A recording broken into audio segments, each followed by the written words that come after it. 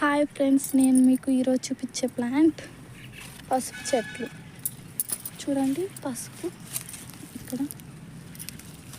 ఈ పసుపు చెట్టుని హార్వెస్ట్ చేశాక లోపల ఉంటుంది కదా, ఇది హార్వెస్ట్ చేశాక బాగా క్లీన్ చేసుకొని హాఫ్ అన్ అవర్ వాటర్లో బాయిల్ చేసి బాగా కట్ చేసుకునేసి సన్నగా ఎండలో ఎండబెట్టేసి మిక్సీకి వేసుకుంటే కూరల్లో వాడుకోవచ్చండి.